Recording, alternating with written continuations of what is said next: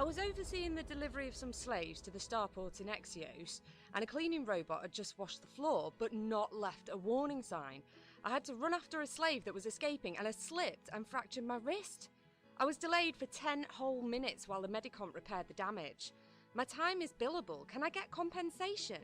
Yes, you can. I was on a regular trading run back to Sol, and it was my job to repaint the outside of the ship. I was given the wrong kind of EVA clamps. Nothing bad actually happened, but it did give me a fright. Can I get compensation? Yes, you can. I was checking some robots through customs when I distinctly heard an official call the robots clanks. I was deeply offended, even though I'm not a robot myself. That's their word. You're not allowed to use it. Can I claim for moral outrage? Yes, you can. At Cowell and McGrath, we are now taking any kind of legal action. No case too small, no justification too frivolous. If you've been lightly inconvenienced, embarrassed, or in any way put out, then someone should be made to give you money. Don't be a stupid clank. Excuse me? Cowell and McGrath, taking on any case, playing the percentages. Welcome to the bubble. 55,000 stars with 19,000 inhabited systems, settlements, outposts, stations and bases. Where do you want to go? What do you want to see? Well, we can take you there. If you're too poor to own a spaceship, Apex Interstellar. What are you waiting for? No, is this thing finished? Get out of my way!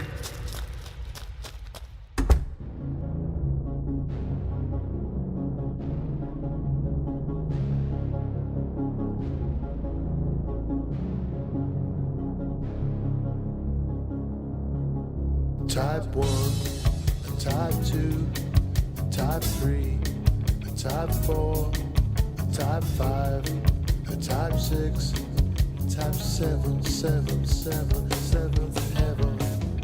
She must be mine. Never wanna share her with no boy. Know her lines, I know her heart. She blows my mind. Don't ever wanna leave that carrier without her anymore. I know I used to have love, but now they're lying on the carrier. Know that she's my type, and she's the one I'm dreaming of. Type 1, Type 2, Type 3, Type 4. Type 5, Type 6, Type 7, 7, 7, 7th heaven. The way she rides, building a sweet pie to take her to. Don't call her large, don't say those words. I know I used to have a love, but now they're lying on the carrier. Know that she's my type, and she's the one I'm dreaming of. I know I used to have a lover, but now they're lying in the gutter. Know that she's my type, that she's the one I'm dreaming of. She ain't no brick, she's not a cube of steel. She's full of warmth, she's full of dare, that's what I feel. When she carries me across the night, I feel life flick on inside my life. She's a big-hearted, a cold world, and I feel close, and I don't wanna change it, don't wanna change the way I feel about you. She's a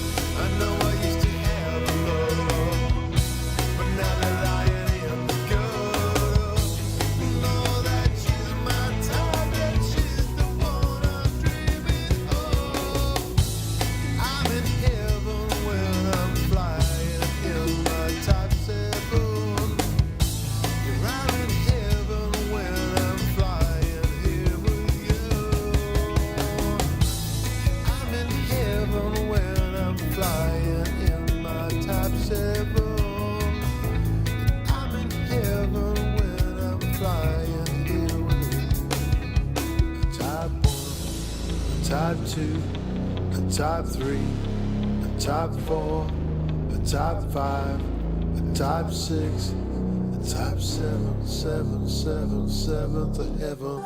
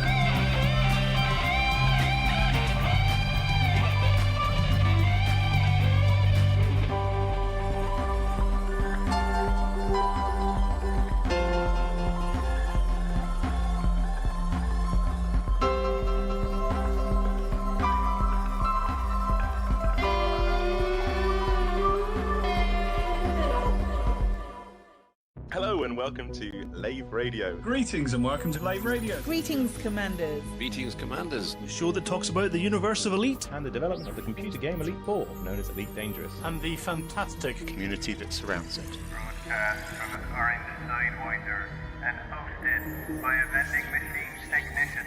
A place of nonsense and innuendo for forum dads. A self-contained podcast 2 hours long. Transmitting to every corner of the galaxy. It's even louder than me. The hottest show this side of Dizzo. The name of the place. Lave Radio. Lave Radio. Lave Radio. Lave Radio.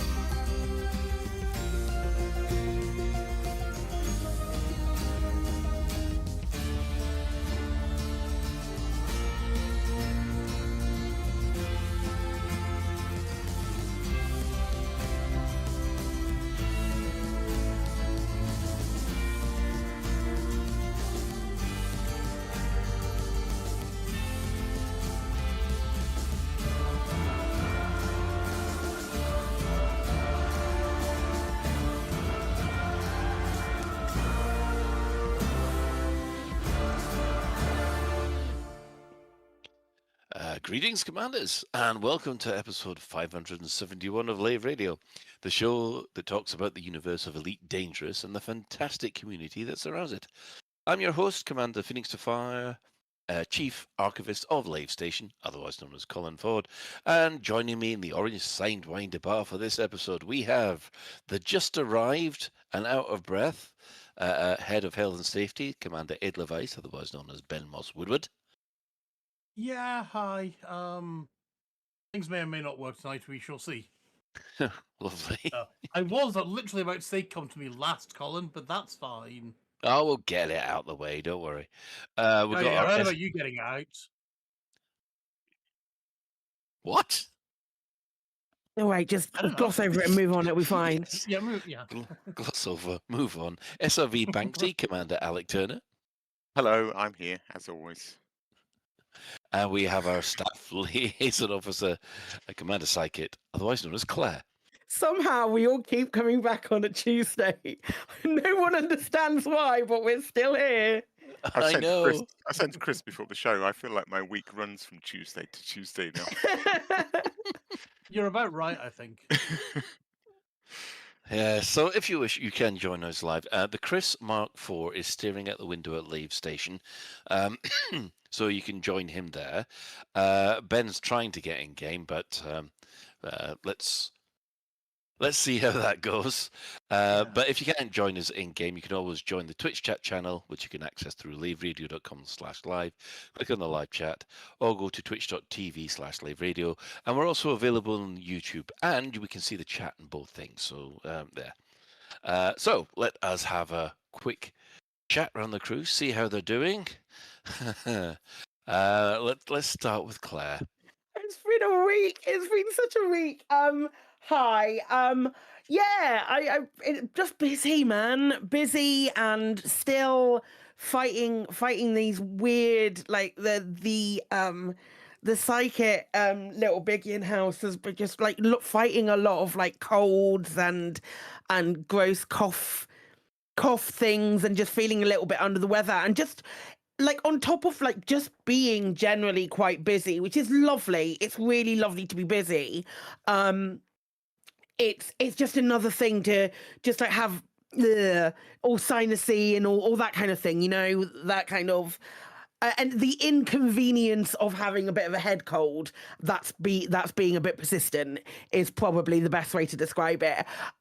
What else have I been up to? I haven't really, again, I don't really leave the house very often, especially when it's cold, because of legs and other things that make it tricky to do that kind of thing. So I haven't really done a lot of going out kind of stuff.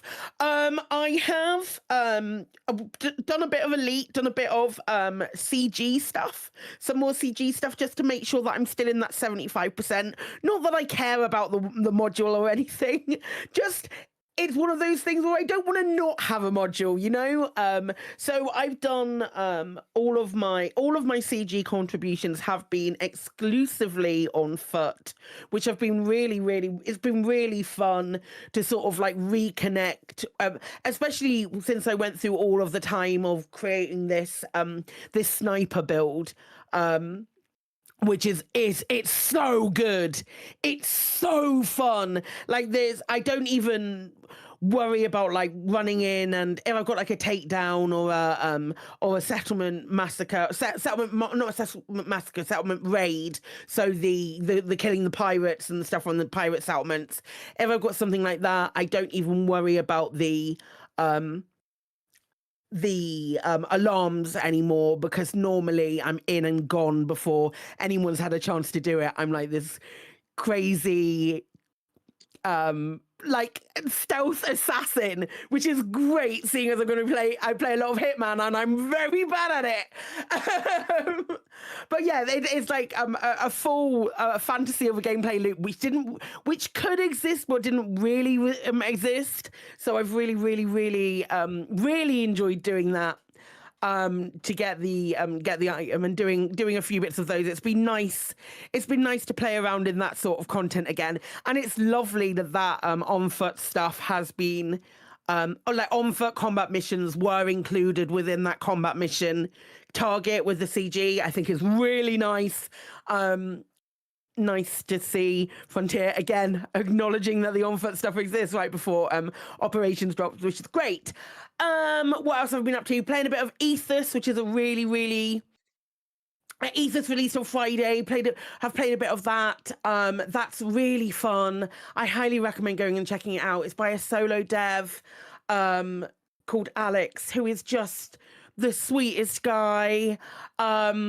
And it's been lovely playing that. It's so Scottish. You guys would love it. It's so Scottish. They're calling each other pal all the time, and the little robot's got a Scottish accent as well. It's so sweet. It really is. It's such a nice game. I know I'm gonna cry when I get to the end of it. It's one of those. I feel like it's gonna really pull at my heartstrings. And then just like feeding this turn-based itch that I have. So a bit of Baldur's Gate. I bought Solasta, the first Solasta, because there's one. Solasta 2's coming out imminently, I think at the end of the week. But I bought Solasta knowing that the two games were separate, but with a plan that Chris and I would play through Solasta together if it has multiplayer. I think it has multiplayer. I hope it has multiplayer. But yeah, that's the plan, to do something like that and do a little bit more tactical combat, because we have just started another big modded Baldur's Gate playthrough too. So yeah, we've got a lot of games and stuff going on and not much of being outside. I'm going out next week. I'm going to see a show next week. That's something that's happening, but that'll talk about probably in 2 weeks' time. Yeah, that's been my week. Just busy doing stuff and trying to get over a cold. Excellent. Alec, how about you? Yeah, I've had quite a week. Not in a bad way, in a sort of exciting way, I suppose. But so last week's show, I think I said I was looking for a new car. So our old car was basically given not long to live on the Monday. Tuesday, I did some research. Wednesday, I bought a new car. Not a new car, but a new car. So I'm now Excellent. the proud owner of a Toyota RAV4 hybrid. It turns out I am now a SUV person, which is taking some getting used to. I keep looking out the window and looking at this SUV on the driveway and going, so that's who I am now, is it? Okay. But it's super cool. It was funny. I had to travel quite a long way. I don't know, it's like half an hour drive. I thought it was going to be less, to this garage, what they call Motor Point or something. They're one of these big dealers. Mhm. And I wasn't at all. I was going to look at it basically to decide if I even really liked it. And from their point of view, it's all very salesy, and it's like, so you're coming to pick the car up, and it's like, no, I'm going to look at it. So the language was very different. But the minute I got there, they basically gave me the keys and left me alone with it for half an hour, and I fell instantly in love with it. SUV Banksy, I like that. That's good. That's very good. Oh, and also, How well does it roll down hills? That is what we need to know. well, it charges the battery while rolling down the hill. It's great. It's one of these cars that's got this big graphic that shows all the flow of energy from the battery to the engine to the wheels to the. So all the time you're driving, all this flow diagram is. In fact, what's really cool about it, and I really take my hats off to the design of this, and I don't know if other modern sort of hybrids are like this, but they've basically gamified driving efficiently. So you literally get a score when you park at the end of the journey. You get a little score. I think it's out of 100. And it gives you little tips like, you were braking quite heavily, or you need to pull away more gent. It's it's really cool. I've become obsessed with trying to get 100. I love that. And of course you have, Alec. Of course you have. Which is brilliant. I just find myself driving slower and more carefully because I'm enjoying the game that they've made. It's amazing. That's amazing. That's amazing. When I finish my driving test, or the only equivalent to that I have when I finished my driving test for the first time, I failed abysmally, to the extent that the driving practitioner or whoever they were gave me a leaflet about gear management at the end of my test. That's the only equivalent I can see out of that. It's going to be how to drive a bike. Yeah, it's automatic as well, which is taking some getting used to, but just have to get that damn left leg out of the way and remember to put my left hand on the steering wheel. But but it's fun. So that's my first bit of excitement, but it doesn't stop there. My Viture Beast XR glasses arrived yesterday, and my God, they are fucking fantastic. So Excellent. I was on the train this morning, my sort of half-hour train journey. I found myself a quiet seat in a corner, so I didn't look too weird with these slightly oversized Ray-Ban sort of style glasses on. I was watching a bunch of Elite Dangerous videos, of course I was, on my 100-inch screen. It's amazing, and it has this little trick up its sleeve that I'd sort of read about, but I suppose I didn't quite believe. So there's an app that I run on my you literally just plug them into the iPad, and then suddenly you've got this massive screen on the glasses. It's incredible. But you can run this app on the iPad called Spacewalker, and that gives you like a kind of dashboard, I suppose, through which you can access streaming services and YouTube and things. But the little trick it has up its sleeve is that when you, for example, play a YouTube video, there's an option to turn it into 3D on the fly, and it's stunning. I mean, it's magic. It's pure ludicrous magic. It's miraculous. So yeah, I've been watching loads of videos in 3D that weren't ever in 3D in the first place. It's incredible. I shall bring it to ECM if anyone wants to You're go. saying, please bring it to ECM. I really want to have a go at that. Yeah, they're really cool. In game, it's just the same old, same old. I mean, I'm going to be like a broken record for the next 3 months, but another DW3 waypoint, another bunch of time trials, another bunch of awesome racing with 100 people turning up, and race meets and full-on competition and leaderboards, and I'm having an absolute blast. It's so much fun. Yeah, and that's it. That's my week. Very exciting week. Right. Well, we're going to risk Ben here. Okay, well, yeah, my game is currently going at under 5 FPS. Still trying to. I think we're doing Planet Generation, maybe. But of course, it's always the way, isn't it? It's like everything was working absolutely hunky dory at 5 o'clock, 6 o'clock this evening, and I try and turn it on at 8 o'clock tonight, and it's like, yeah, this is not happening. Anyway, that's by the by. My life. I've had a bit of an inverted week, actually.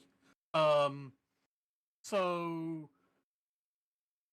I was playing some Star Citizen on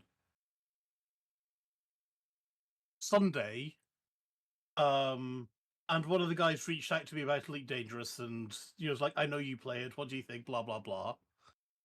And then last night, I was talking through another one of the guys I play Star Citizen with, talking through him the tutorial of Elite Dangerous, and he was basically completely and utterly ignoring me. It's like, have you ever seen there's a great funny video where you've got somebody who's a developer saying, now that goes in the square hole, that goes in the round hole, and the user just shoves everything in the square hole, and he just felt he was doing exactly that for the Elite Dangerous Odyssey tutorial, because he was like, I was like, first things first, you really probably want to go and have a look at your bindings so you know what they are. Yeah, okay, and he just hits the go button. No, it tells you. It tells you what bindings you need to complete the tutorial. It's fine. He then went off and didn't know what he pressed, but he just like, okay, click, click, click, click, okay, go. Okay, fine, not a problem. Then, of course, he did, you're starting running down this ridge or something like that, and it does the usual can you move kind of thing. And he decides, you know what, I'm going to go and try and jump off this crater instead. Which is, the game stops you from doing that, but then he got all upset. Then eventually he succumbed to how the game was forcing him, and he jumped in. He went into the base. I was like, okay, right. So you want to go and hack that door? Then the game says, hey, your energy levels are a bit low. You might want to use an energy boost. And he just ignores that. Okay, now you want to go and you want to go to this door and you want to hack this door. He hacks everything in the room apart from the bloody door. You know, your energy levels are getting a little bit low now. You really, really should go and put some energy boosters on. You know, might be a good idea. Nah, we don't care about that. Then he goes and charges the door when it says, and I was like, okay, right. Did you note the thing to overcharge the door? Because you're not charging it, you're overcharging it. It says so right there. And he just ignored that. Okay, if you don't know the key, you want to go and have a look at the, maybe you need to look at your bindings. And he ignored that. I was like, no, let's go do this instead. Then he went off and applied 3 batteries all at the same time. So at least his battery level went up to 100%. Then he ran off doing some more things. He loved jumping about on the roofs of things, so that was good. And he liked shooting barrels and killing himself. Or not quite killing himself, but getting his health down, then running off to the place where he got a health thing, and then doing it again. So, that was fine. And of course, by this time, the game's saying, by the way, your battery levels are a bit low. You want to do something about that? We don't care about that. And I was like, okay, yeah, I really am actually starting to care about that. Where's the Oh, I've used them all. Oh well. And then, of course, he goes off and suffocates and dies. At which point we were like, yeah, I think I'm going to call it a night now. A learning experience, then. It was... Yeah, I've had experiences with elite commanders and trying to introduce them to Star Citizen. Yeah. And it was hilarious watching it the other way around. Even though the game was actually behaving itself and it was just him. So that was fun. Well, considering he died doesn't speak much to your coaching skills. Well, I mean, I was telling him, I was trying to help, but he was like, yeah, I'm just going to ignore everything you said. Just do whatever we want. And it was fine. And he may or may not come back to it. But the guys are interested in the base building stuff and in fleet carriers. I was like, yeah, they're the complete things that in Elite that I'm not interested in. But you do you.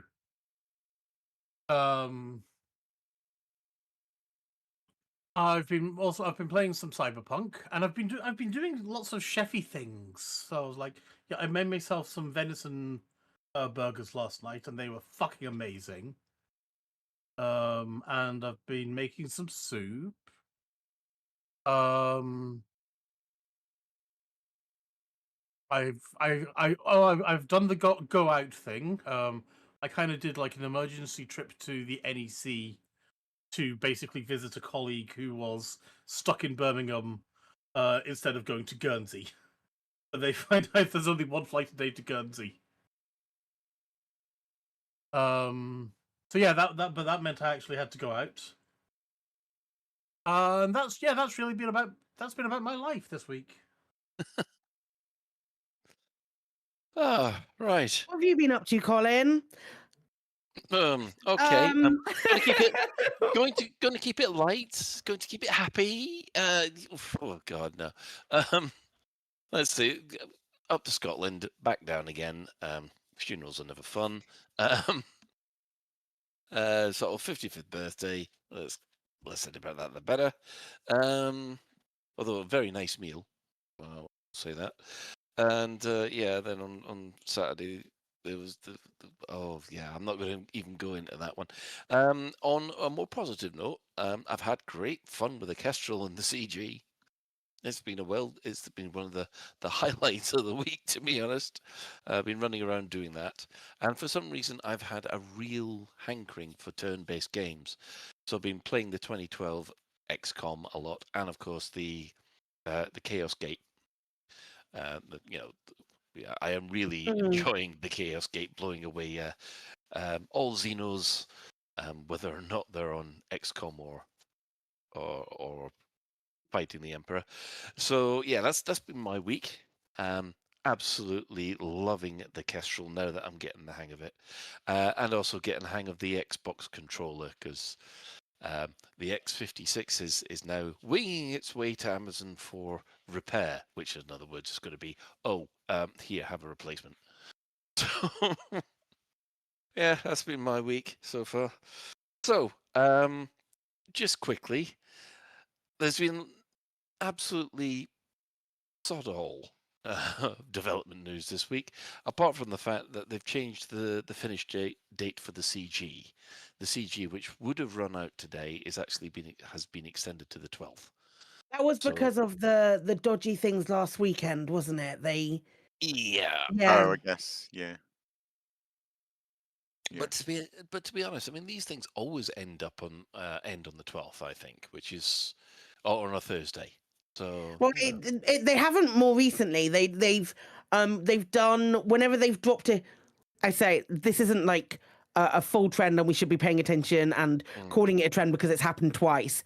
But when on the newer sort of like ship releases, they've released the CG on the day that the ship releases, whichever day that is. It's usually a Tuesday at the moment, which works out great for us because we have a group of patch notes to go through. But and then they last for a week. It's refreshing to have a CG end on a Thursday.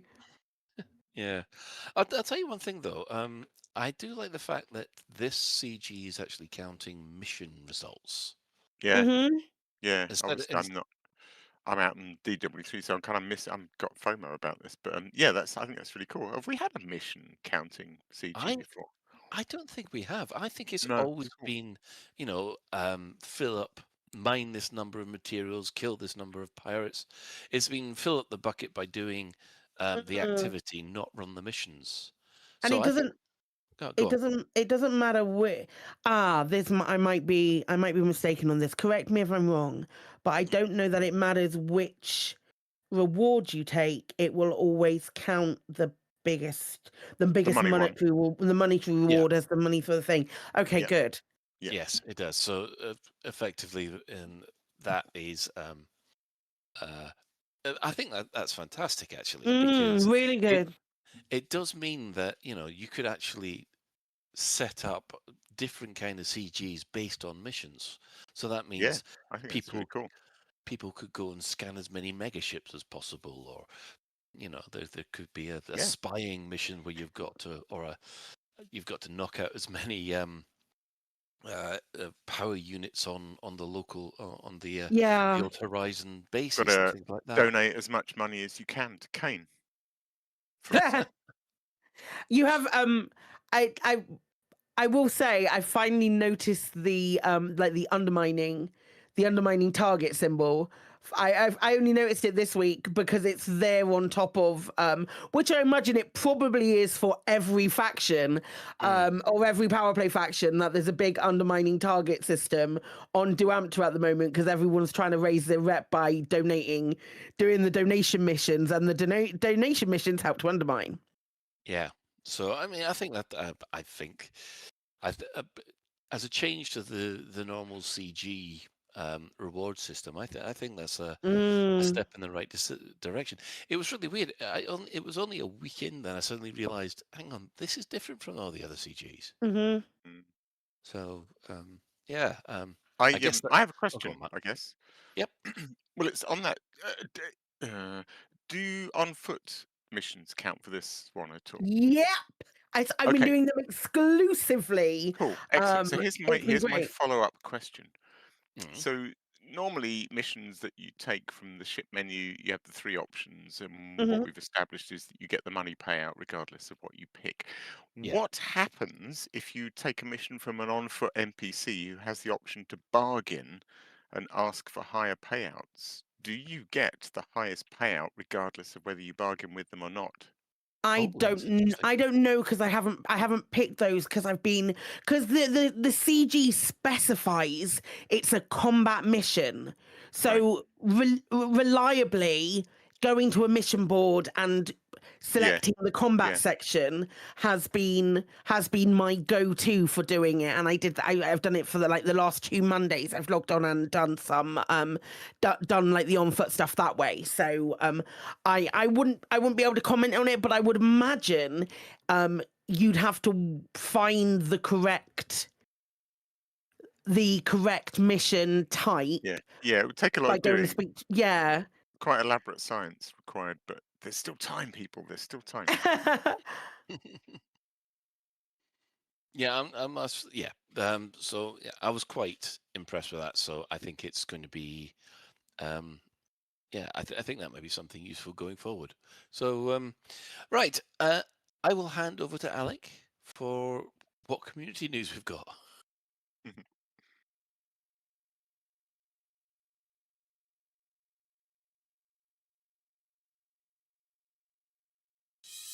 And now, to the community coroner.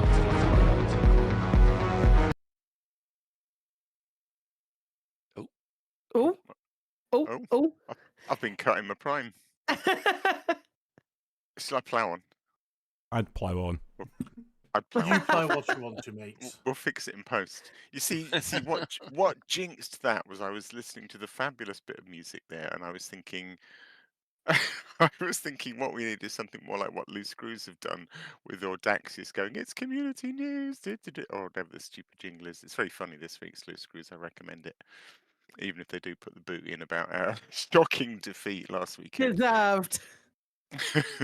Anyway, yeah, right, community news. I do apologise. It's a very light community news that was definitely not thrown together 10 minutes before the show.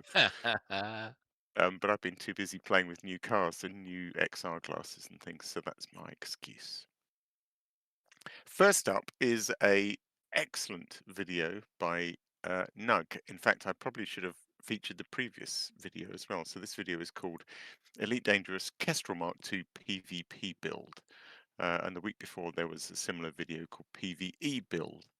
I actually really like this video. I've sort of mentioned on the show that I feel like I tend to shout out stuff about racing and things because that's my jam, and there's this whole section of the community that I'm ignoring. And actually, this is a really cool video because Nug kind of goes into, I don't know if it's a good PV build or not. Maybe the Loose Screws will comment. They seem to know their shit.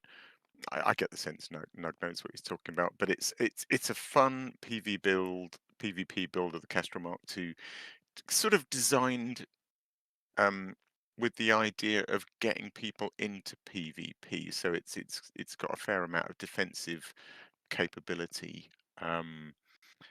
It's all gimbal weapons, so it's like it's not relying on you being an absolute crack shot. You know, you can throw the Mark II around and let the gimbals do the work. It does seem like a fun build. I like it. There's so much stuff in like ship engineering, combat focused ship engineering, which I know fuck all about, and it's fascinating to me to listen to stuff like this. I had no idea like there was experimentals you could put on weapons which are effectively a bit like chaff, so that when the weapon makes contact it has a chaff side effect. That there's so much stuff in Elite I don't know about in this regard. So yes, a good video all about the build, and then he takes it out and he takes on a Corvette in the Kestrel, and he takes on a couple of players, one in a Third Lance and one in a beaky ship, whose name I keep forgetting. Begins with a C. Corsair, that's the one. It's good. There's and yeah, it's a good demonstration of what the Kestrel Mark II can do. Next up is I featured Lave Gaming before. He's on DW3 and he's making these great weekly videos, basically about each waypoint. So this one's called Distant Worlds 3, number 6, Vales Ember. So yes, last weekend we were in the beautiful Vales Ember Nebula. So it's a fantastic video from Lave Gaming, just showing off some of the sites of waypoint 6, and we are now on our way to waypoint 7. In fact, we're already there because it's quite a short hop. Talking on DW3, since that's my world at the moment, I've talked a lot about the time trial racing. I'm going to do a rundown of the championship leaderboards in a second, but so one of, by no means the least, last or least, but one of the top ship time trial races is Chimes, and just to sort of show off, I suppose, some of Chimes' flying and also the kind of time trials we're starting to build out there now for ships. It's called Mind the Gap Time Trial DW3 by Chimes.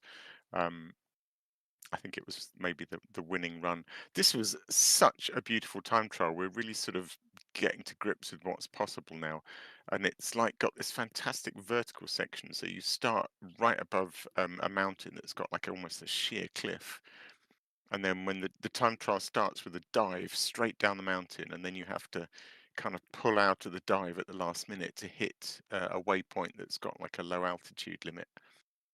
And then you fly around a whole bunch of the course, and then the course leads you back to this sheer cliff again, and you have to do the same thing in reverse. You have to fly towards the cliff at great speed and then pull up at the last minute and go straight up the cliff, and then it's a 2-lap race. So once you've like shot off the top of this mountain, you have to do a 180 and then come straight back down this sheer side again. It's such fun, and yeah, beautifully demonstrated by Chimes in this video.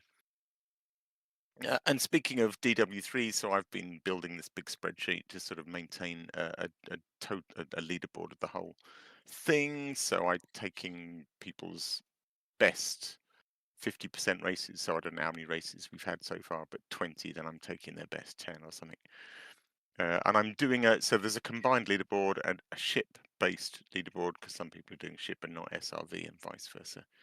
So in the combined leaderboard, in reverse order, top 5, we have Spaghetti 17, then Tobias von Brandt, then VR247, then Greaves, then rather embarrassingly, seeing as I came up with the maths for the spreadsheet, I seem to be in number 1 on the combined. I have tried very hard to wangle the maths, so I'm not first, but what can I do? In the ship time trial, in 5th place, we've got Gravy McGravyface, and then Tobias von Brandt, N Curse, Chimavide, who is Chime from the video, and Spaghetti 17 currently in 1st place. And in the SRV, we have Lewis 99 and Tobias, both tied for 5th place at the moment. Alex Fighter, VR247, Greaves, and again, somewhat embarrassingly, me at number 1. And I'm going to hand over to someone else because I'm sick of the sound of my own voice for the item 5. Or not. I can. I'll jump in if you want. Okay. On the spot. Hey. ECM's nearly sold out. Buy your tickets. There you go. Sorry, I thought you put it in. Maybe somebody. I didn't. Are we all going? Yeah. ECM is 5th of September 2026 at the Village Hotel Coventry, which is where it took place last year. And yes, tickets are selling fast. I don't know how many total they've got, but 140 have gone so far, and that seems like a lot in a week. I'm not quite sure what the situation on the hotel rooms is. There was a batch of hotel rooms with a special discount at the venue itself. At one point they had gone, but they are. I'm pretty sure they still are. Okay. Dave was working miracles to try and get trying at the moment. You will have to go I've not seen anything outside of this, but at the moment you will either have to go to the hotel directly. The soft limit on capacity is nearly sold out as far as tickets are concerned. So if you are planning on going to ECM, book your tickets. I'm not even going to finish that sentence with anything else. Book your tickets. Book your tickets. You don't need to. Book your tickets. There it is. Do you know, it's ridiculous. It's September. It's so far away. I'm actually looking forward to driving to ECM in the new car, and I'm already trying to find if anyone needs a lift. I'm so hyped about it, and it's flipping months If you away. want to go via Birmingham, Alec, although Coventry's probably closer to me than it is to you. Don't do it. Don't do it. I can literally take a local bus to get to Coventry. Right. Yeah, I won't bother picking you up then. But yeah, if anyone's between London and Coventry, like if anyone needs picking up from Luton Airport, or I'm going on Friday, and I'm going early-ish on Friday because Friday afternoon evening is the best bit of the entire thing, as far as I'm concerned. I love Friday afternoon evening, so I won't miss I it. really love Friday afternoon evening. It's a lot of fun. But if you're on the way, I will come and pick you up if you trust me to drive you there without exploding. Yeah, unfortunately, I found out that our yearly holiday was booked that year because Oh, at that no. time. Yeah, I'm not going to be able to make it. I'm afraid. Bad luck, Colin. Yeah, because I thought, oh, it'll be okay because it's in August, and I forgot that they moved it to September. So yeah, a bit of a downer on that one. I'm sorry about that, but yeah, everyone go there, have a good time, have a beer on me. Oh no, have a beer for me. Oh, Colin's buying us beer. Excellent. We'll have to see if we can organise a giant photo of everyone giving Colin the finger. Whilst drinking the beer he's bought us all. Yeah. Yeah. Going to be the Babylon 5 cast finger photo. Yeah, okay, fair enough then. I'm quite sure that everyone at ECM will be quite enthusiastic to join in with that one. I could imagine it. So, if you have a community event that will be taking place soon and you'd like us to shout about it across the airways, tweet the crew at Lave Radio, email us at info@laveradio.com, or drop a suggestion in the community corner channel on our Discord. So, yeah, and Blue Sky is at Lave Radio. The in-game events. What's happened this week? Wow, wow. What we do need is the sound of a tumbleweed. Why don't we try asking how many members of the community have voted for nothing? What are you on about, Ben? Absolutely nothing. Okay. Yeah, I see what he's Oh, doing. what was it? A Family Fortunes reference?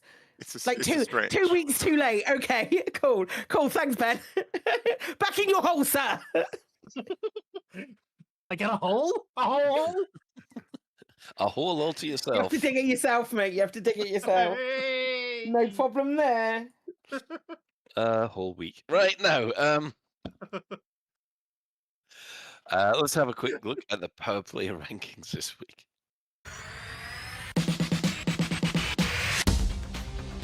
Still staying down the bottom in 12th, we have Petraeus, who has gained one system this week to bring his total up to 652.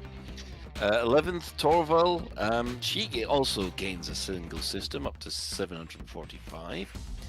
Delaney, he gains 4 systems, bringing his total up to 782. And in 9th, we have Winters gaining 5 systems, bringing her total up to 108. In 8th, Antal gains another 4 systems, bringing his total up to 1,185, while in 7th, Archer loses 2 systems, while his total drops to 1,243. Someone is really enjoying helping Kane in 6th because she gains 10 systems, bringing her total up to 1,303, while Grom in 5th loses another 6 systems, bringing his total to 1,404.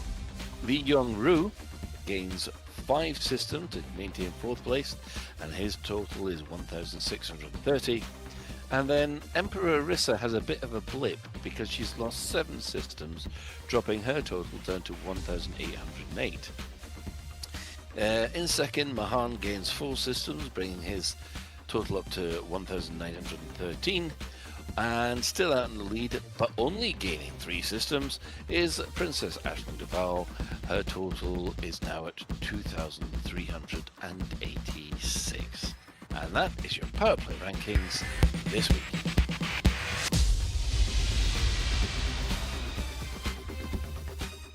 Yay! You know why Arissa's not doing well? Is it because you've not been doing anything? Yeah, I've just been doing the CG. I haven't been doing anything for her at all. Bit of a mixed bag, isn't it, this week? It has. There's been quite a few.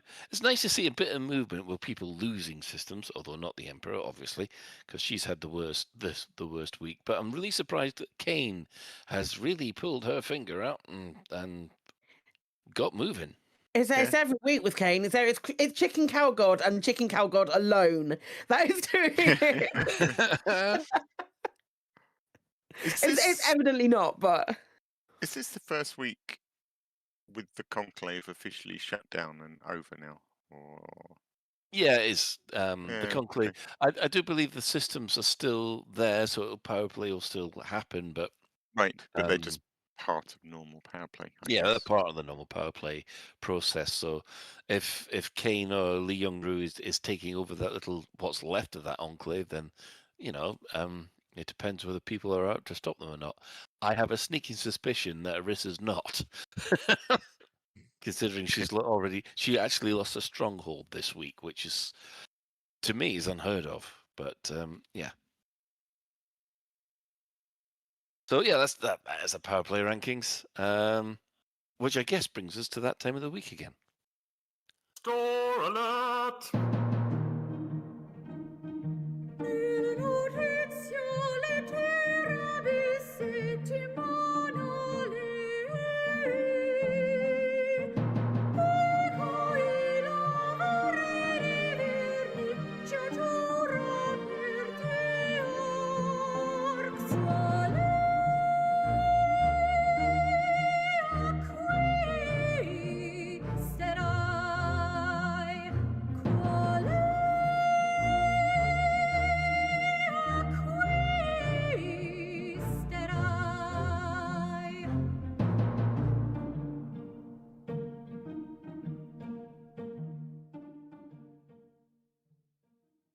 And welcome back. Well, unfortunately, there's nothing new as far as brand new skins or ornaments or things like that.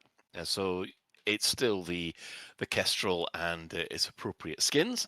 However, we've now got a bobblehead sale. You want a fantastic ornament for your ship's cockpit? Well, save up to 45% on those wobbly bobblies. It includes the Thargoid Titan, the Banshee ones, and also the Type 11 and Python Mark II ones, which I didn't even know existed. They must have passed me by. I'm just looking for those now. They have existed for a little while now, I think. Well, probably since the ships were in existence. I think they came in like a couple of weeks after the second one of those two came into existence, I think. Or maybe they came alongside the ship. I don't know. They're cool though. They're fun. Yeah. All we need now is some fairy dice. Anyone got a favourite? What's your favourite bobblehead? The skull. The one that you can't get. The skull that you can't get ever. Like you always look for it and it's not even there. That's my favourite because I have it. Actually, no. My favourite. I mean, has anyone not got this? If you haven't got this, get it. Obviously, the alphabet pack. The alphabet. Oh yeah. Amazing. Which one? Which alphabet pack? I have them both, but I do like the one that looks like sort of the brightly coloured. Yeah, I like the kitty letter ones. Yeah, I've got the holographic ones. The fridge magnet ones, basically. Yeah. It's so much fun. I'd love just permanently dicking around with that and spelling out different words on my HUDs. Yeah, I mean, so all my big cargo carriers, I've got the word "big jobs" written all over them. No, I really like the bobbleheads. I'd love them to bring out a few more. I think that'll be lush. And they're probably a lot. I don't know. I mean, you can bring out 6 ship skins in the length of time, can't you? Because you just have to recolor and rehash them. I mean, I must admit, I do have the pilots and I do have all the David Brabens. And one of the things that is funny is putting them on the ship, and then when playing something like Bohemian Rhapsody, getting them all to headbang. I might admit that the David Braben one is my favourite, mostly because I was there when it was announced, and the colour of David's face was just makes it extra special for me personally. Yeah, they sprung it out as a surprise. You know how modest a guy he is. Yeah, he's deeply embarrassed by the Braben And bobblehead, but he had this thing in game made of him, and he's just like, oh god, this is so cringe. My DBX also has the whole of the solar system in a row. Nice. And I like throwing. I like when I used to fly the DBX a lot. I used to throw it around to make them all bobble, make them all move up and down, because they all just very subtly just rotate in this spot as well. Oh, cool. Yeah. Yeah, they do. Yeah. In my Asp Explorer, I've got Uranus. Obviously. And is it made of Obviously. methane gas? I think when I originally got the solar system, I think they were all part of like a big multi-pack, but they're all separate now. Are they? Yeah, I'm just looking at them in the store now. You'd have to buy them all separately. All of them are reduced currently to 2,400 arcs a piece, with the exception of Earth, which is more expensive. No. I shit you not. Earth is more expensive. And normally everything else is 4,000 arcs, reduced to mad. It is 2,400, but Earth is 8,400, reduced to 5,040. It's a silly planet. Wild. That is wild. Can I answer a question in chat? I just spotted this from Brusilov, who says, I'd like the classic hula dancer. So, fun fact, my racing Viper, which is out with me on DW3, uses the alphabet bobblehead track pack to spell out hula girl. So I have hula girl wobbling around on my dashboard, but spelt out in letters. So yes, I'm with you. I think that would be very cool. Yeah. Yeah, I wish that we could have crossovers, with their other IPs. Like, I'd love Gulpy and things like that. You just want a blooming T-Rex on the front. I just look, okay, so absolutely, give me every single dinosaur, thank you. But also, it doesn't even need to be like the Jurassic. It doesn't need to be the Jurassic IP, because there is a mascot that is a dinosaur in Planet Coaster. I'm sure we've had this conversation before, and that is their own IP. I was just thinking the mascots from the Planko series. Yeah, 100%. There's so many of them. I mean, an Ian Malcolm thing could be a good thing, or like a Jurassic World, like the Jeep. I want sexy Ian Malcolm on every single one of my single one of my ships going forward. Down bobblehead. Oh, amazing. Heck yeah, sexy Ian Malcolm. We'll use our powers of writing open letters to get sexy Ian Malcolm on our bobblehead. Oh, God, I hate to be the one to say this. What about power play leaders? I mean yes. Why not? I thought they would already be doing power play leaders. Well, yeah, I mean, it's ripe for. It almost seemed at one point like they'd done the graphics. Where have I seen that? Or was it a community member? I feel like a community member did it. Yeah. Concept art kind of thing. Yes. I wonder if the Princess Aisling comes with her own bathwater. We'll have to now. Everything that Chris and I do in the adverts is canon. We know this. I've very wrongly pictured her in the bath. Yes. Lots of bubble bath, obviously. No, so I did say slosh physics, not jiggle physics. Yes, strategically placed bubbles. The only jiggle physics will be on the heads. It's a bubble head, you crazy beans. Crikey. And on Ian Malcolm's chest hair. I need it so much. I need it so much, Frontier. It will never happen. That's my moonshot. Every year when we do our predictions, that's going to be my moonshot item. Every year. Fuck a colourblind mode. I want Ian Malcolm. Looks like we've got something to match the Teen Nestle graveyard then, right? Right, okay, we're going to take an ad break, and then we're going to come back with some questions. There's bargains at Etienne Dawn's Unspecified Meat Emporium. Etienne Dawn's Unspecified Meat Emporium haven't just been slicing carcasses, but also slicing their prices. All unspecified meat sausages now 2 for the price of 1. A pack of assorted meat steaks, now with 50% more meat at half the price. How about chops? Our surprising meat chops now also 50% off. And introducing our massive meat hamper. It's a family of 4. No, that should say feeds a family of 4, right? Stick to the script, Claire. It says it's a family of 4. Okay, I'll stick to the script. Yeah, you do that. It's a family of 4. Etienne Dawn's Unspecified Meat Emporium. Find us in the Lave business directory or visit us next to the station mortuary. Etienne Dawn's Unspecified Meat Emporium. You'll wonder how our prices are so low.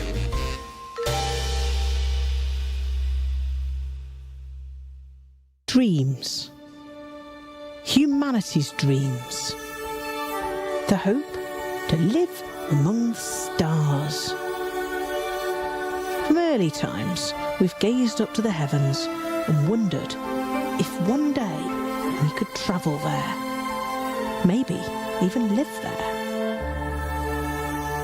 The Brewer Corporation has made this dream a reality, constructing intricate cathedrals of metal, circling numerous planets across thousands of systems in our human bubble.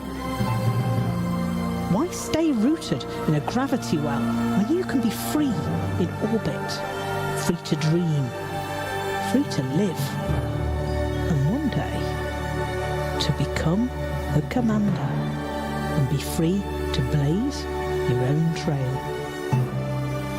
Brewer Corporation, the first step into the unknown. Come join us. Be free. From the creators of luggage limpets and passenger lounge suitcase shuttles comes the latest revolution in passenger transportation. The passenger cannon. For centuries, circus performers have perfected the technique of being fired from a cannon. Paired with our new memory gel passenger pod impact absorption technology, you too can speed up disembarkation times from your liner by up to 250%. No longer be limited by pad sizes and excessive docking fees with the passenger cannon. But how does it all work? First, all passengers will be issued with a passenger pod inflation suit during transit. On approach to your passenger's destination, simply fill the inflation suit with our patented impact-absorbing memory gel. Then, once in a stable position in proximity to the destination, effortlessly slide them into the disembarkation chamber ready for launch. The passenger cannon is now available in both gimbaled and turreted varieties to make aiming elementary. Make your liner one of the top 1% in the galaxy. Buy a passenger cannon today. Warning, passenger cannon must not be operated on high-gravity planets or near geysers. Every time I hear that, I think, should be kept away from Jason Statham. Sorry. Right. We put out a question of the week, didn't we, Claire? We do, yeah. On a Tuesday, on a Sunday. I was a little bit late this week for reasons of being on the precipice of a mental breakdown half of the time at the moment. Yeah, every Sunday around 2 p.m, which is normally the time that the Chris Mark IV finishes his Sunday show on Black Diamond FM, which is very good. I highly recommend you listen to it. There's your plug. We put out a question of the week, and I really struggled this week because so many people. There have been so many videos and so much speculation about what this new feature is going to be or what the feature reboot is going to be, and I really didn't want us to follow the trend of everyone doing that. So expect that in a couple of weeks' time. When conversation dies down about it, we'll pick it back up again. It won't be a problem.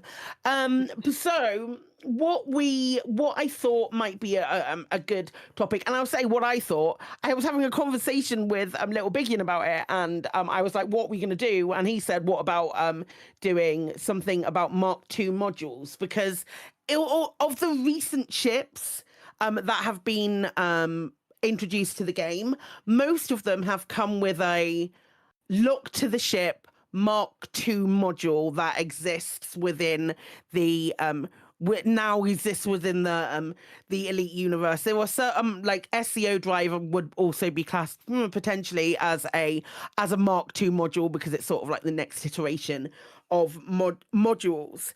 And I thought it might be a fun question to ask.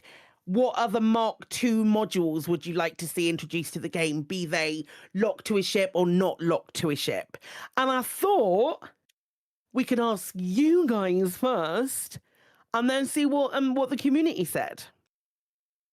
Well, I think Alec has been doing some research on this. I have. I've done my homework on this one. I really dug into this one, so buckle up because I have a list. I'm excited. And I haven't read ahead to see. So it turns out there's just unlimited potential. Right, here we go. Number one, a Mark II Supercruise assist, which assists with interdiction evasion and makes it actually possible to evade PvP interdictions. Oh! Mark II Supercruise assist lets you get out of PvP interdictions. Right, that's my first one. Number two. Oh, I love. No. Hang on. I want to deep dive into that. Not deep dive. Shallow dive. I was going to make it an FSD, but we've already got Mark II FSDs, and those do other things. So I won't. Is there any form of counter to it, or is it just literally you put it in your ship, you click a button, and it just goes, "Yep, no, you're not going to get interdicted anymore." No, it's not easy. It's not a complete get out of jail card, but it just makes basically evading PvP interdiction is basically impossible. Nobody bothers, do they? Yeah. Admits, and it makes it possible. I'm not saying trivial, but possible. I do actually like that because they could be a good way to avoid. I've always thought it's a shame that you can't but- evade. You basically can't evade a PvP interdiction. I mean, it's meant to be a mini game, and nobody can win it. Well, as far as I know. Well, no defender can win it. It seems. Yeah, and that seems a shame. Yeah, I like that. I like that a lot. Okay, let's go. Number two, Mark II Fuel Scoop, which allows scooping from some, but not all, additional star types. Maybe the one that everyone falls for that's not scoopable. What's that type? I would make a small modification to that. Go on. You're going to say gas giants. I am going to say gas giants because that's what I would have liked for. It's one of those things that I really enjoyed doing in Frontier and First Encounters. I would have said gas giants, but I feel like that deserves a little bit of extra gameplay and some extra visuals, which is maybe beyond the scope of a Mark II module. Yeah, what you mean? It's sort of the glow on the HUD as you. I want to go into gas clouds like you get with notable stellar phenomena for gas giant scooping and have a proper or like the clouds around the maelstroms. I want that sort of experience. I think. Well, there is water-based life in some of those gas giants. Imagine being able to fly through the clouds and then encountering it. Space whales. Okay, onwards. Number three, a detailed surface scanner with more precise pinpointing of biological locations. Amen. There we go. I like that. I like that a lot. These are all gold. Number four. Okay, they start to get slightly sillier now. A Mark II molecular refinery, which can reconstitute scooped materials at an atomic level to transform unwanted materials into wanted ones. So scoop any old shit, and your molecular refinery will turn it into what you want. It's all atoms, isn't it? Seems possible. I love it. Three more. A pulse wave analyzer with far more precise highlighting of motherlode asteroids. I mean, come on, obvious one. So we don't all have to go looking for stupid orange popcorn of just the right shade of orangey red. Actually highlights the bloody asteroids that have got stuff in them. Yeah, that's always been a problem. I can't tell what are the really good deep core ones. No, I feel like the pulse wave analyzer barely works at all. I feel like it highlights a random smattering of asteroids. No, people can. If you want to find the people that can, just start mining on Twitch, and you will find so many of them who know exactly how to find it, and will tell you because of their kindness, they will tell you over and over again how wrong you're doing it. I mean, sure. We all I bet know. no one will. Be wrong on the internet is the best way to get an answer to something. Right, hang on, two more. Okay,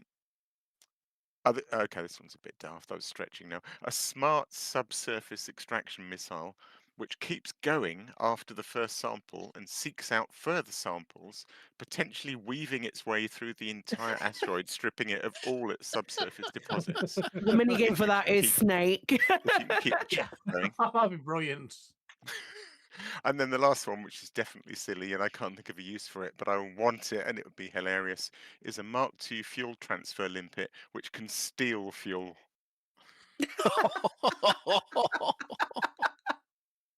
I love it. Oh, Only for races. For race purposes, if you're doing like It's a new a type of time trial and briefing. you're I think jumping it would between be an places. amazing weapon. Can you imagine steel? Oh, I think it'd be incredible. amazing. I love it. right. that is really quite good. Ben, have you got any? Yeah, I have not got quite as many as Alec. I went up and basically, I stopped at one, but I have to say, just to counter Alec's Mark II Super Cruise assist, you obviously would need the Mark II interdict, wouldn't you? Yes, quite fair enough. And that would be released approximately 3 weeks, 6 maybe? months. I would say 6 months. Give people 6 months to get used to it in the new way, and then No, I'm fuck just gonna them give them over. a That couple feels weeks. right. Yeah, I was just going to give them a couple of weeks to buy it and then go straight in. No, you want double an early access period. Just really get them into the really players into a sense of self security. And then they can release a Mark III Super Cruise. Yes! So it You can just go. The possibilities are endless. But you know what I'd really actually like would be a Mark II SRV bay. That actually drops the bloody thing yes, whilst please. you're flying. Yes, please. For that Black Widow moment of being dropped out of the jet. Oh yeah. god. Heck yeah. Yeah. I want that. There are many, many other things that could be come up with, but that was my I want that. Yeah. Like that. What about you then, Taggart? Mine mostly. I think your ship ones are really, really good. I wouldn't be averse to seeing Mark II suits that are even more specialized, that maybe have more slots that you can unlock in them. Oh yeah. Yeah, that's a possibility. Okay, so this is a Mark II Maverick suit comes with something built in, or like with the Mark II,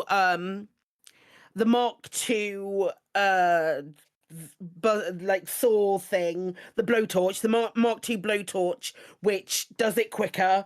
Or you just have to point at the thing, and it's a bit like a gravity gun. It just sucks the it sucks the panel off instead of like having to just rips the panel away, just heats the whole thing up and it goes away. Something like that, or a Mark II Artemis suit. Is that the searchy one? The I know what that's gonna have. It's going to have more than one choice in the Dyson. Yes. Like having more than one thing in the Dyson. And then maybe the Mark II Dominator suit has like an extra weapon slot or something like that. You can carry 4 weapons as opposed to the 3 that you can. And maybe something that allows you to do if you're doing a punch, if you're doing a melee combat, it allows you to hit harder or something like that. It's got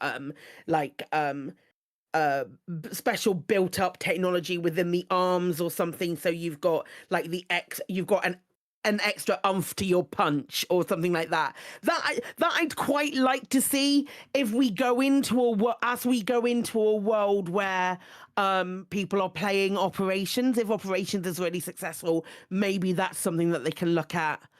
That Frontier would be able to look at further down the line. Like the gorilla arms from Cyberpunk. Yeah, that's kind of what I'm thinking of. Like, I've seen the like in real life, there are things that you can, like leg braces that you can wear that are semi-automated that make it easier for you to move around. Those kind of things. That's kind of.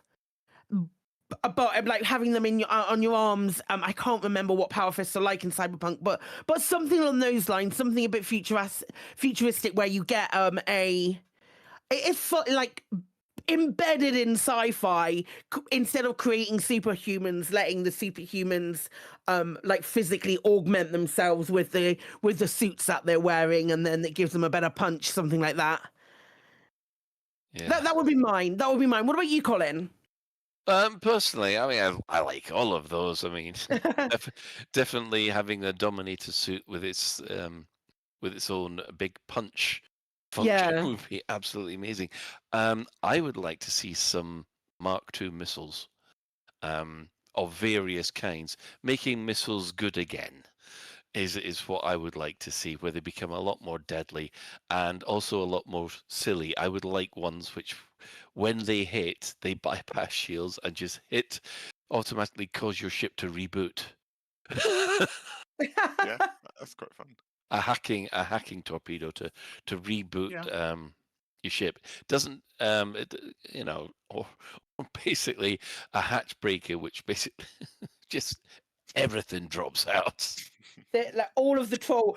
Colin's gone for all of the troll weapons right now. The enema torpedo makes everything empty.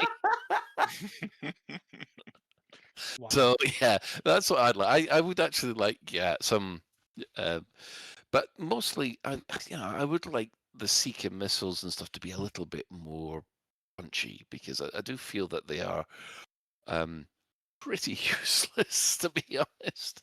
I think I think.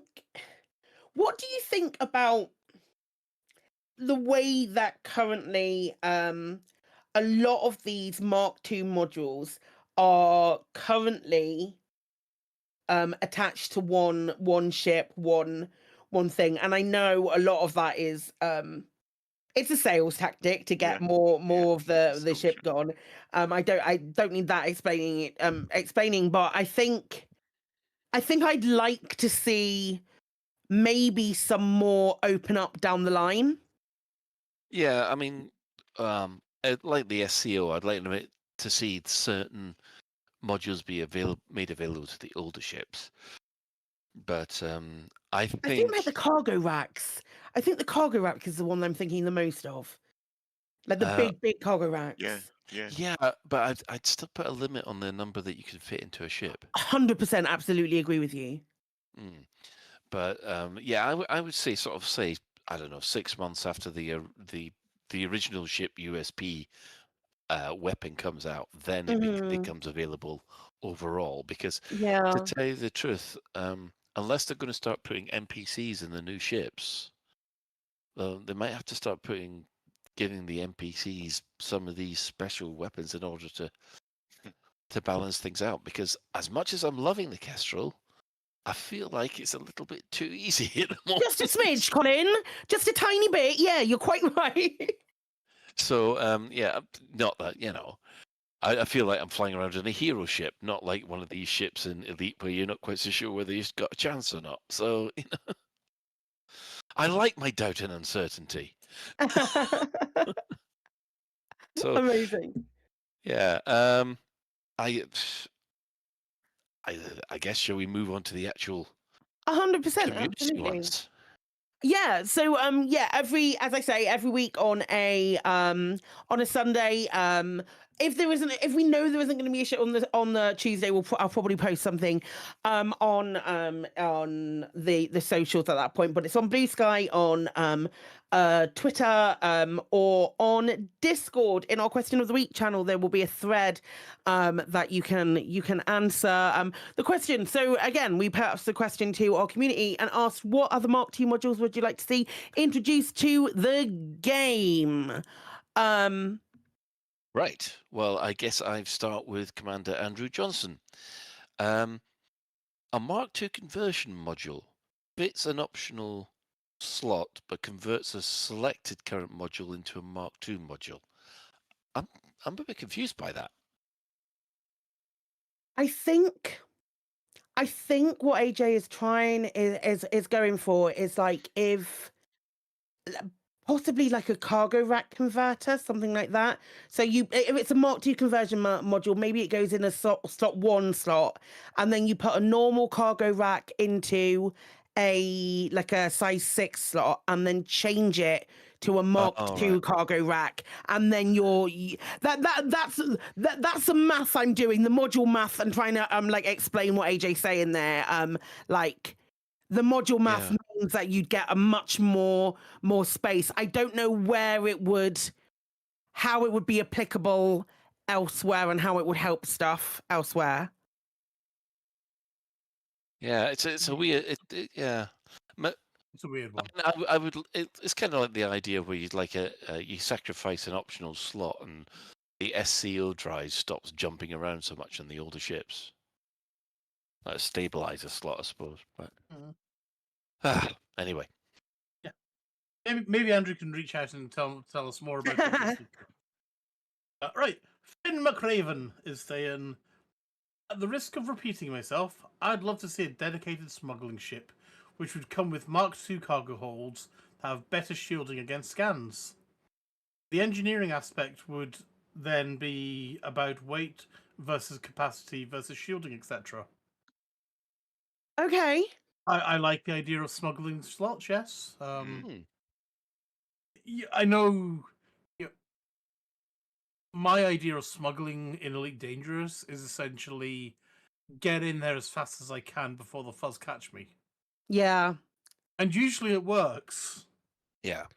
Getting as fast as I can, whack on silent running so no one scans me by accident, or no one just happens to scan me. That's my experience. I'm not exactly subtle about it, but yeah. Yeah. I wish we could. You know what? I wish we could actually do it. I wish there was benefits to doing it subtly. Yeah. Yeah, I was going to say, like, is smuggling actually hard or barely even a thing, actually?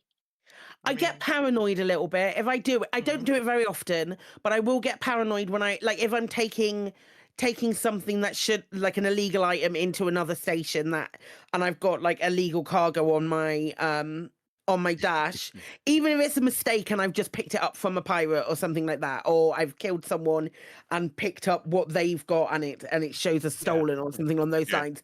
I get a little paranoid when I go into a station, especially if I'm in a big ship. I'm like, someone's going to scan me, and then I will whack on silent running just on the off chance. I don't really know if this has changed or not, but I remember like watching, I suppose it was probably Isanona back in year 1 of the game, doing smuggling and going silent running, and his windscreen would ice over, and I loved the sort of idea of sneaking in silently under the radar, and I do it myself. There's a few things like this in Elite that I do because I like the sort of role play and the feel.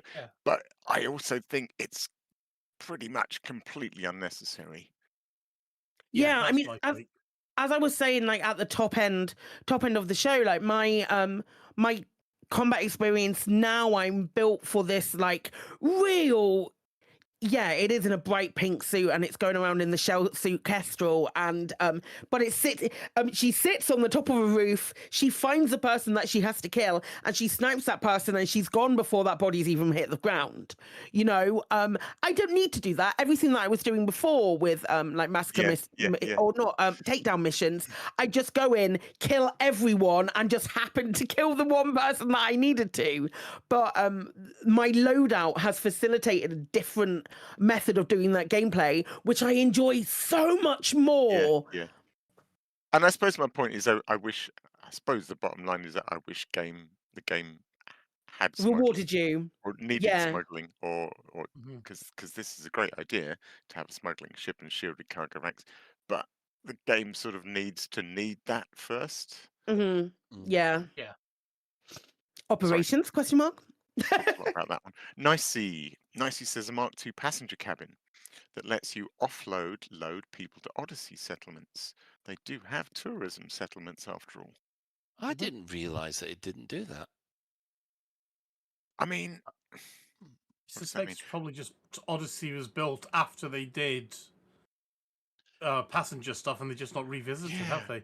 Yeah.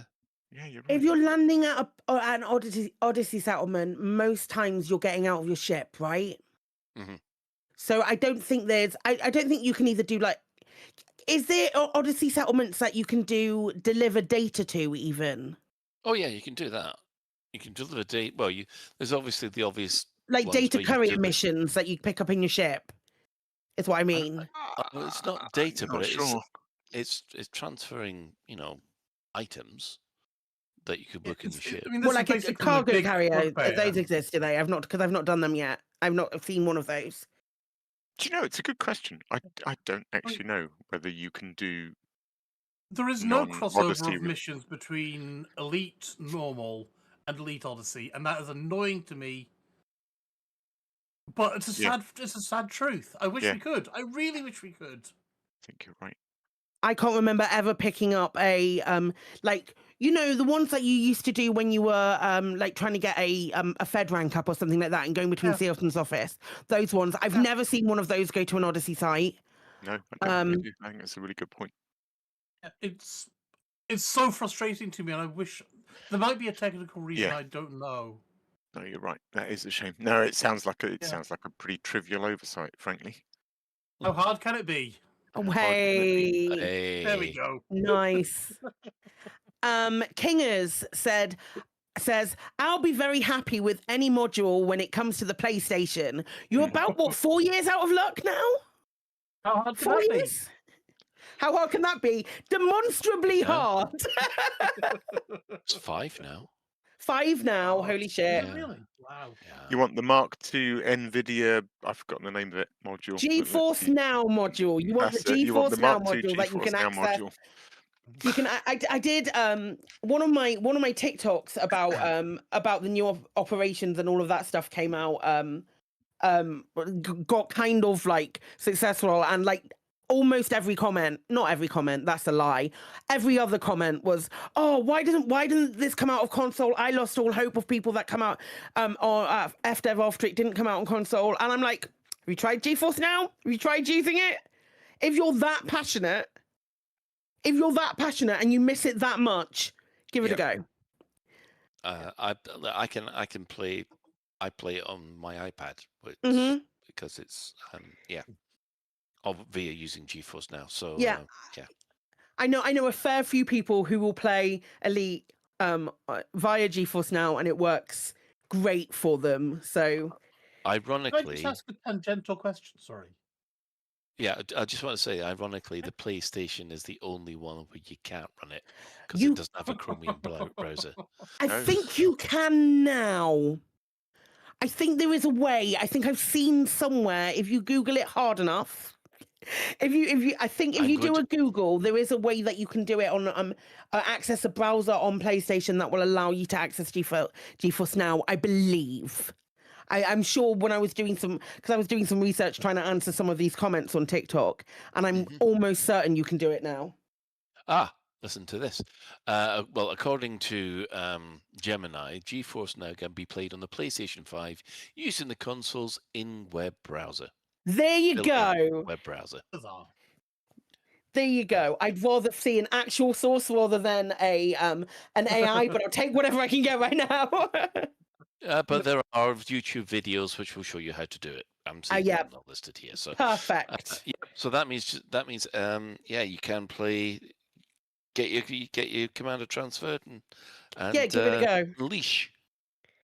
Give it a go. What's the worst that can happen? You won't be able to do it, but you'll still have your console account. That will still exist.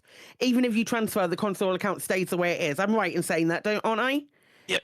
They don't stop the console account. So there you go. What's the worst that can happen? You enjoy it so much that you keep playing the game. Rather than saying you've lost all faith in Frontier. Yes, it's shitty. Yes, it sucks. But it is what it is, unfortunately. Yeah. Well, I've got Daedalus. Oh, sorry, Ben. Did you want to say something? Yeah, I just want. While we're talking about GeForce Now, and this is purely a personal question. Does anyone know? Does Minecraft Java Edition on GeForce Now? No idea. Don't know. Does anyone in the live audience know? Because I'm actually trying to play that with my son. I'll try and call it up, and I'll let you know later. Okay, Chief. See, I trust you more than Gemini or ChatGPT or whatever. Right. Well, while I look that up on the internet, Daedalus would love a Mark II shield bank, refillable from something other than synthesis, maybe fuel, automatic deployment at a certain shield level, linked to a heatsink or even a heatsink Mark II with the same refill conditions, automatic deployment at certain heat levels. Possibly OP? No, not OP. I mean, we've had a couple of Mark II modules that are kind of OP, so I think you'll be all right. Pretty much. Yeah, Cheb's Will is suggesting, frankly, a Mark 1 idea of a periscope for an underwater vessel to go with our new underwater world, a new water world planets, and maybe a tow rope for the land ski vessel. Nice. Yeah, completely agree with both of them. They are both excellent ideas, especially the tow rope. Yeah, good one. Supreme Morpheus says broadside mounts for a large combat ship, possibly with some kind of Mark II armor or special shielding, or potentially a Mark II fighter bay that launches 2 PC-controlled SLFs at once. Ooh. Ooh.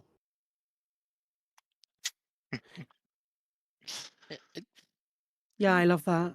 Broadside mounts. Broadside mounts have got me thinking of like old sailing ship battles. Yeah, and sort of big battleships Yeah. wiping out mountains. Yeah. Well, in answer to your question, Ben, no. That sucks ass. Oh no! It's got your standard Minecraft Bedrock / RTX, but it doesn't have the Java version. No, because I can play the Java version with my. I can play the Java version, but my son's got an Xbox and he can't play the Java version. And I can play the Bedrock version, but not the most recent one because that basically crashes as soon as I try and launch it. And there are known issues, which is why I was thinking maybe GeForce 9 would be a solution for playing Java. But oh well. No, it's conspicuous by its absence, allegedly. Boo! Because the Java version is definitively the better version. I think I've still got that somewhere. Yeah, Minecraft is one of these things that my son and I periodically bounce into and let go. Oh, I've got the steering wheel. I'm going to try and pull this back on track. Kesenek says, okay, what a question. Let's get ready. Cracks Knuckles. I'd love to see a Mark II SRV bay that allows for either hot drops without landing. Yes. Yes. Or even better, a Mark II SRV, see vessel speculation, a Mark II scanner module that can mark and map waypoints on a planet's surface, either for exobiology or for marking points of interest. Nice. A Mark II fuel scoop that lets you scoop from all those pesky brown dwarfs. I honestly haven't copied Kesnick. This is uncanny. I think we're going to get a little bit of overlap, Alex. Yeah, You're okay. yeah, sure, You're okay. A Mark II repair limpet controller that either allows multiple limpets at once or longer time span. To be honest, I could think of a few more as well, but I don't want to take too much time up. Oh, no. Take all the time you want. There's nothing going on in Elite at the moment. We're fine. Yeah, we had plenty of time for this episode. I have Paperi, which I probably massacred. I'm torn. Will every Mark II module be exclusive to a ship? It could be a great way to balance things overall. Retrofitting on old ships and revamping modules would also be a great selling point. Early access on modules is possible, just not just early access on ships. With all the love I have for the game, I do not believe FDev can completely predict how players will use what they design. There are too many niche cases, and all gameplays are valid. One Mark II they could design could just be grandiose on another ship and create a new way of playing. For me, such is the nature of the sandbox, and it's amazing. To conclude, while Mark II exclusives can be fun, I think Mark II's available to all ships is healthier. SCO is a great example of a major Mark II success. Yeah. Yeah. Yeah, it's like make the Mark IIs available 6 months down the line. Yeah. I think the only one that's difficult, maybe just because of the cosmetic design of it, is the Mark II thrusters on the Kestrel, which are like that. What about the mining lasers? I was going to say the mining one, the mining cannon would be. Oh yeah. Because that's built specifically to go with the Type 11. So So yeah, some but not others, I guess. Yeah. Hmm. Yeah, I think Right. if we did this, if that was a thing that Frontier do, they would have to be very careful and pick and choose which ones they did, and they're always going to have people complaining that they haven't done one when Yeah. they've done the other. Why not this one? Yeah. Yeah. Tricky. Right. Commander Haha Lear? Liar, maybe? It sounds almost like a Klingon name, if you ask me. Palia? I don't know. Do you guys know? Whatever Colin said. Bless you. It's Klingon. It sounds like clearing the throat constantly. This sort of dovetails with last week's question of the week that I wish I wasn't too late to answer. I'm hoping for a Mark II fighter bay, something that can dispense with telepresence and SLF printing, amen. SLF printing capabilities and field a larger vessel, like a shuttle. A vessel that could have modest cargo capabilities, limited armament, and actually be piloted by a commander or an NPC, and have short legs, i.e. Supercruise only FSD. Okay, I get you. So you could go around the system, but you can't jump to other systems. I like that. That new model and vessel might even launch alongside a second ship. I would be the first able to equip it, maybe even mid-year.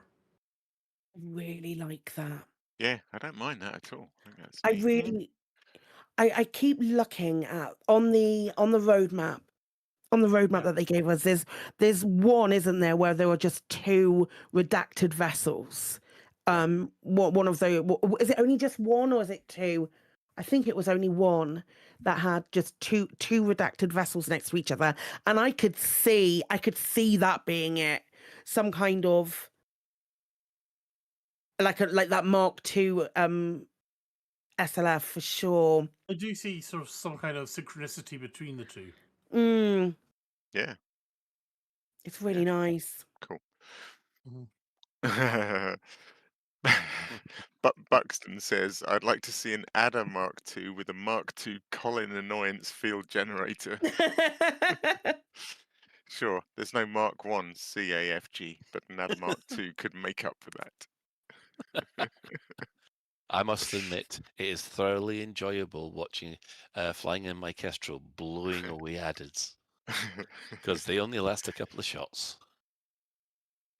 But I do take the point, Buxton, that maybe a Mark II adder should be done for the Apex taxi, so that you can actually use SCO in Apex taxis. Oh hell yeah, absolutely. Yeah. Also, I wish they'd stop the adder being the taxi. I wish What would they'd you have make in a its place? dedicate. I wish that a passenger fucking vessel. It's not like they're not in game. Yeah, well, no, you're gonna have it. You're gonna have a two-person bridge, haven't you? At least. Why? Because why do I need to goes sit in in the the passenger bridge? seat. Yeah, it's good. I don't sit in the driver's seat when I'm in a taxi. I certainly don't when I'm in the bus. No, but you're Why in the can't I passenger be in a seat. passenger cabin? Because that's like so much work, and they'd much rather just put you in one of the other seats that are already available, Ben. Yeah. Maybe the Dolphin hard's Mark gonna II be, will have damn a it. second. I'm Maybe the so sorry. I just okay, fine. Shove an extra jump seat upside down in the Dolphin or something. Then yeah, I'm sure we can find room in a Dolphin to. Shove It's the Dolphin. Does the Dolphin only have one? What I can't. I've been so long since I've been a Dolphin. Dolphin's only got one person in the cockpit. It's a single cockpit flyer ship. Could we squeeze another seat in it?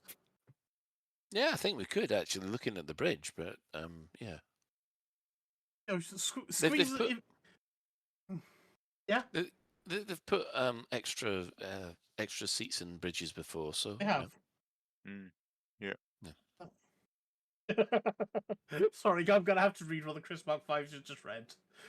I sit in the driver's seat on the train to work. The screaming doesn't stop me. Thank you, Chris. This is why we love you. It's not why I love him, but it's fine. Oh my gosh. Sergeant Spell says a Mark II flak/flechette launcher that actually feels powerful, unique, and worth using. I fell in love with the concept of being able to slip past shields to damage hull directly, but they're so weak in practice, it's basically as useless as mines are currently. Yeah, I do think, yeah, launched ordnance, I think, including mines, I think needs a pass, but yeah, I agree with that. Yep. Chicken Cow God, which I'm sure this isn't Chicken and Cow a Cartoon Network cartoon. It doesn't matter. All we Current know Chicken is is a that Cartoon Network they're the thing, yeah. sole reason that Kane does so well every week. I second Papari. I don't necessarily have any Mark II modules. I'd like to exist. FDM has done a pretty good at inventing new ones that are just nice to have, but I agree that limiting Mark II modules to just one ship doesn't feel nice. I'd be fine if Mark II modules were limited to multiple specific ships, because at least that allows for some variety, but I feel that removing the optional part from being optional internals, for example, kind of misses the point of the ships being modular. But also, Mark II torpedoes that go very fast, please. I want to make funny build, yeah. I don't really need anything, but however, I do really want these. I'm sure someone mentioned that they were trying to build the Rosinante. The problem was that they couldn't because the torpedoes were so crap. Right, Murderbot. As exploration is how I spend most of my time in this game, I'd like to see some Mark II modules that help with that. A docking bay that allows for a hot drop of SRVs, or maybe a Mark II genetic sampler that holds more than one plant at a time. Both awesome ideas. Yes, please. Mm-hmm. Yeah. Little Big Yin says, I would like to see a Mark II passenger cabin that comes with an inbuilt 4-ton cargo rack for those pesky passengers who want to kick off the trip with some landmines.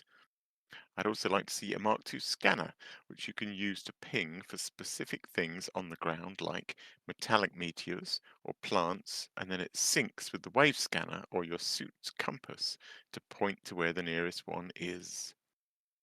Maybe a Mark II SRV or fighter bay that allows you to deploy an SRV from a certain height, or the fighter bay allows you to deploy a fighter in atmosphere and it enables the SLFs to land as it has more space for the landing legs or something. Oh, and maybe a Mark II modulator, which allows the fitting of Mark II modules to old ships with increased power consumption and decrease in the health of the Mark II item to reflect the crazy engineering required to fit an item to a ship which was never designed to use it. There it is. Little Big Yin solved it. I like that. Yeah, I like that a lot. Allow these to go on other ships, but at some sort of cost. Yeah, that does make sense. That does make a lot of sense. Yeah, it's cool. Right then, everybody, settle in. Okay, here we go. Sir Oberon. It's a short one this week for Sir Oberon. How long do you have? Oh, not that much time. Okay, I will try to keep this short, but I usually fail. Just know that the intent is there. Right, straight off the bat is a dropship module. Okay, not exactly a Mark II module, but since Frontline Solutions have something on their vultures, there could be a case to argue there. Something that allows you to drop up to 3 of your wing members from low altitude on the planet's surface without the need to land. Maybe expand it to allow SRVs to be dropped at low heights, if that is your flavour too. What about the Thermal Pulse Heatsink Launcher Mark II? It's an offensive version of your typical heatsink that does what it says on the tin, but with one small difference. It doubles up as a proximity mine that delivers a thermal shock effect to any ship caught in the blast radius.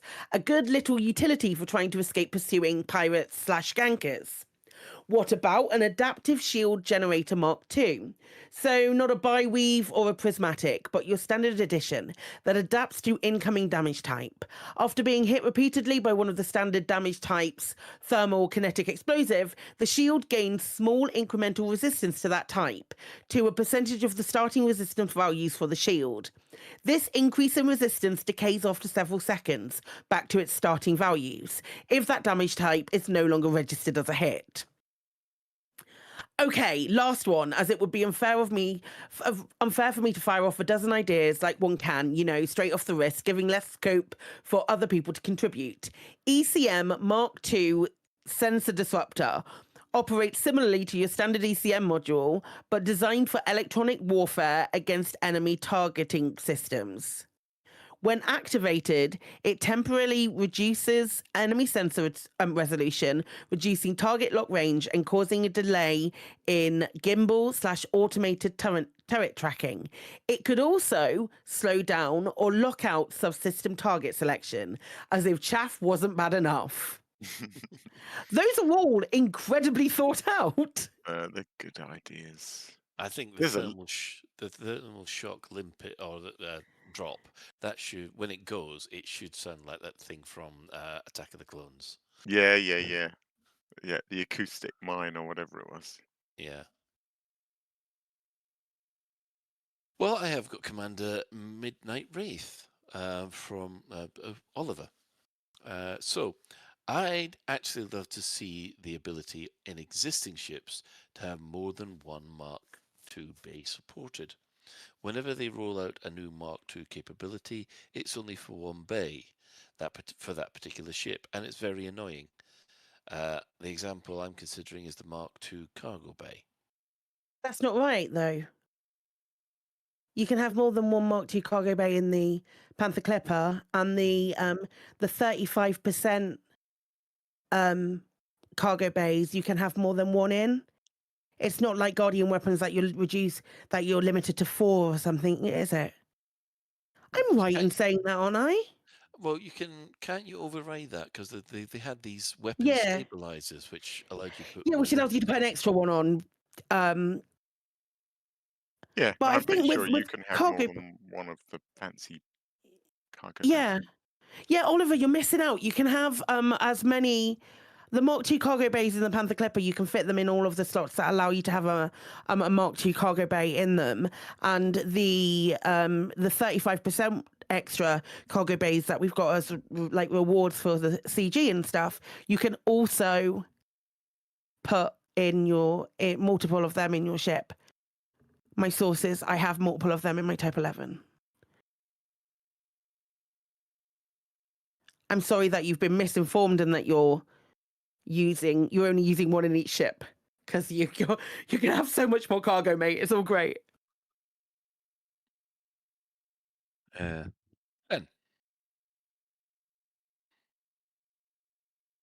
Ben? Ben's muted. Have we lost Ben? My No? mic was muted, yes. I was Okay, halfway through the first paragraph, and there we go. So Commander also, and I've got his name wrong again.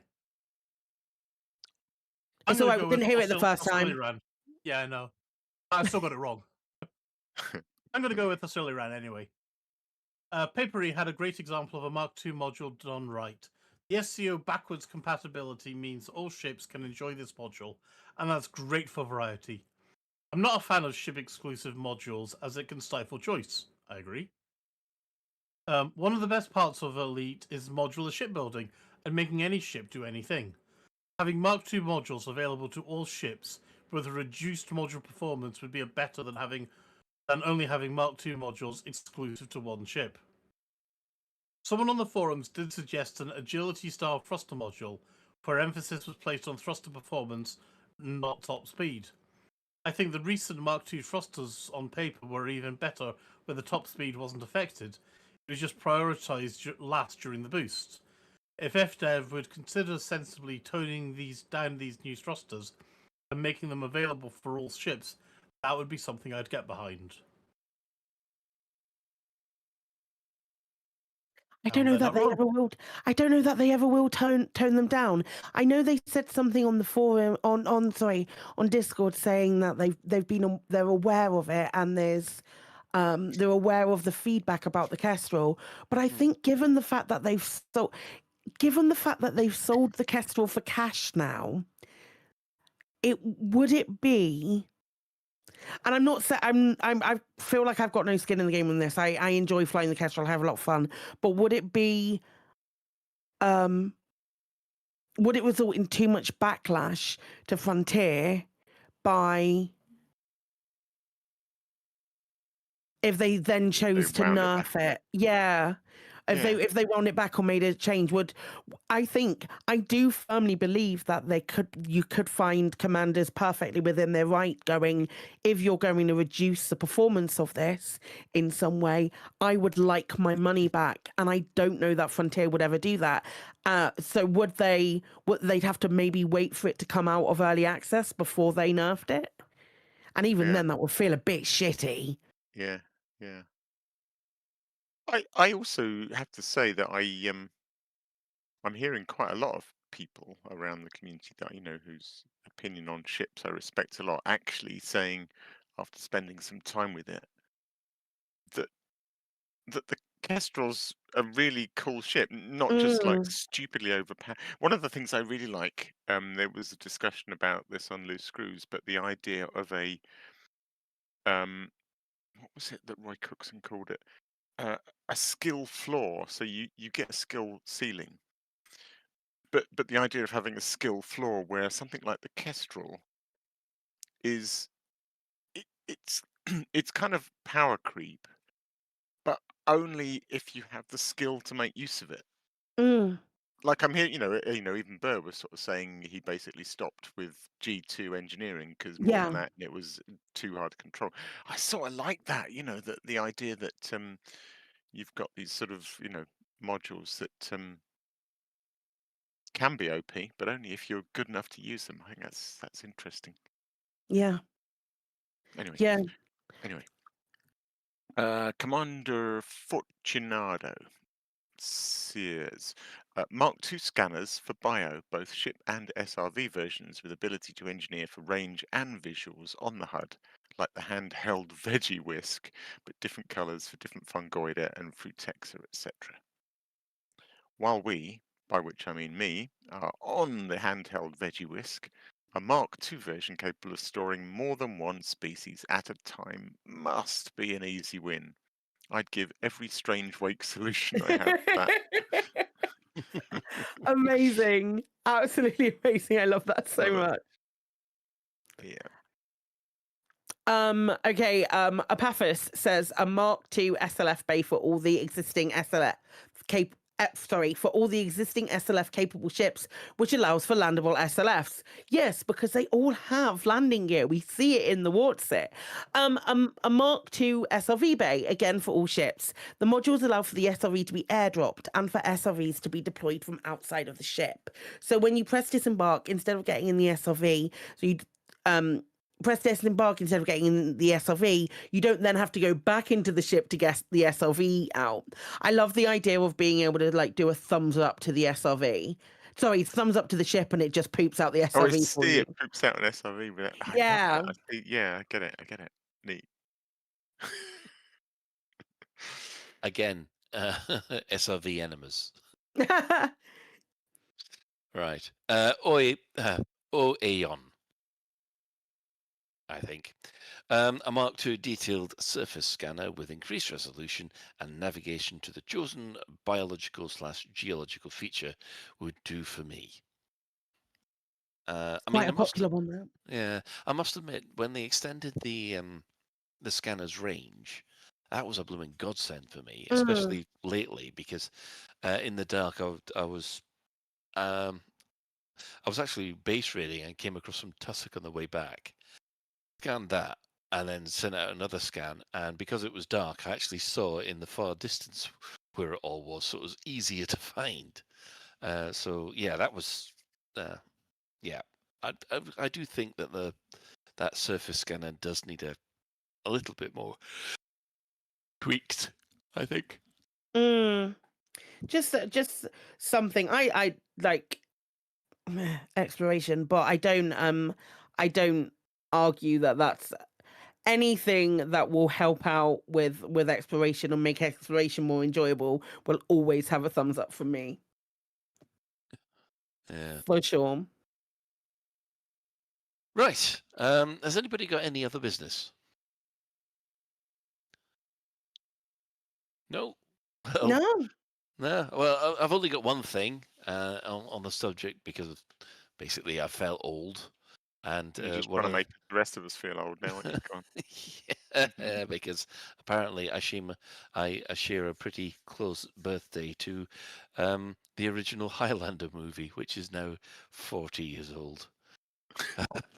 Wow. The original Highlander movie. There should have been only one. If only you were 40 years old too, Colin, eh? Actually, I am now thinking, yeah, I wouldn't mind being 40 again, because, yeah. Blimey. Yeah. But it's not all it's cracked up to be. I'm not gonna lie. So, yeah, oh, it gets worse. Don't worry. Great. I look forward to it. Oh, I don't want to go through the. I like that when someone casted an aging. This is from Terry Pratchett.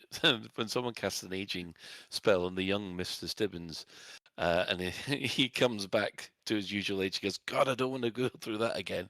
And the chief wizard turns around to him and says, "Well, suicide's your best option, then." Oh my god! Nice and uplifting. Right, let's end the show on that wonderful note. Right, shout outs. Our sister station, Hutton Orbital Radio, broadcasting on a Thursday from 8:30. You can tune in at twitch.tv/Hutton Orbital Truckers, or just the audio you can find at radio.forthemug.com. For the discerning commander that likes a bit of CQC action, you can check out the CQC Discord. Yes, it's still running at discord.me/Elite Dangerous CQC. We're also giving shout outs to the other Elite Dangerous podcasts. The Guard Frequency, they're taking a bit of a break at the moment, but they'll be back when there's something interesting. There's Loose Screws, of course. Them people that we should have passed to instead of playing. That's the number one rule from that game that I have learned.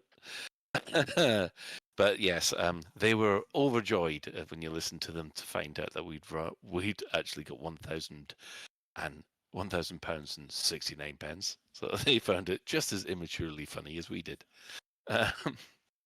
There's also the Distance Worlds podcast at the moment, which happens once every 2 weeks. And of course, if you speak French, I just let the funky music do the talking while I'm not listening to Black Diamond FM on a Sunday. I'm so sorry. That's just quite all right. But there's the Elite Dangerous podcast, who also do these fantastic missions as well. Following on this, we do have the latest Galnet News Digest, as provided by Commander Wotherspoon and Commander Beetlejude, who've managed to get news from somewhere. Imagine. Yeah, I know. Don't you I'm love sure the it will imagination? be. I'm sure it will be factual and correct, and take no liberties or have absolutely no artistic license whatsoever. And yes, we'd just like to thank the Chris Mark IV for standing about on his own in the bar all night. Oh, buddy! All by myself. Yes. Wow. Yeah, that's very bad. So special thanks, of course, go to Commanders Tokuso, JN Trax, and Alan Stroud, who have all created music, better music than that, that we use in this show. So that's it for another episode of Lave Radio. If you'd like to get in touch with the show, you can find all the contact links in the home/contact us menu of the laveradio.com website. We love getting your feedback on Spotify, which has been quite a lot recently, so keep it up. Do let us know if you have any questions or if there's anything you'd like us to discuss in a future episode. Lave Radio is recorded live on a Tuesday evening at 8:30 and streamed out at laveradio.com/live. So, thanks to Claire. Thank you. Okay, bye. Thanks to Ben. I like tunes. And thanks to Alec. Thanks, Colin. Night all. And special thanks, of course, to today's tech specialist, the Chris Mark IV. You're welcome. Full-on radio DJ voice. So until next time, Commanders, fly safe. And if you can't do that, fly dangerous.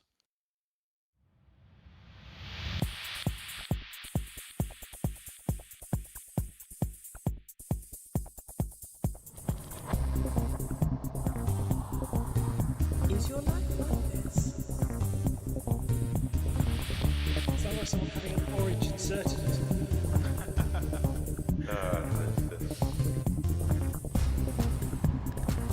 Need a safe word.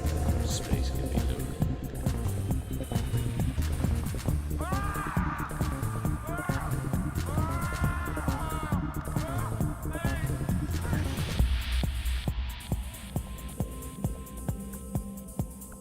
I'm going to see the galaxy.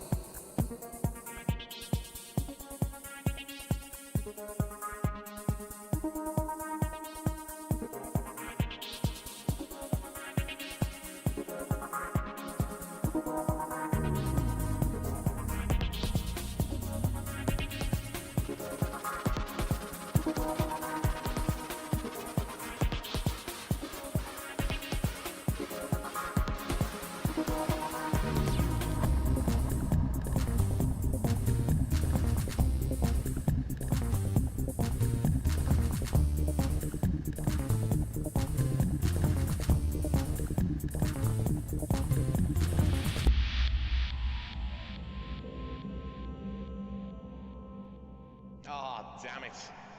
No worries, guys. Hold the fort for 2 seconds. I'll be right back.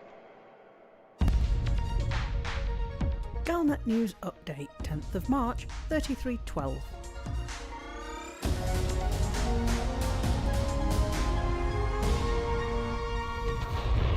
With 3.5 trillion credits in bounties issued as rewards for killing pirates, there's confusion about why the number of pirates in systems near Duamta doesn't seem to be decreasing at all.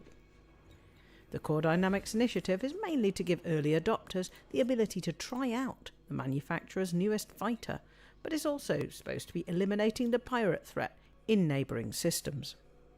In this secondary goal, it appears to have been entirely unsuccessful, with thousands of pirates still flying around doing piratey things. Core Dynamics' marketing budget must also be exhausted, with at least a possibility that the entire corporation might be forced into administration when it settles its reward bill on Thursday. There's still time to take part, see if we can bankrupt Core Dynamics. To get a pre-engineered kill warrant scanner, you'll need to earn about 14 million credits in combat mission rewards.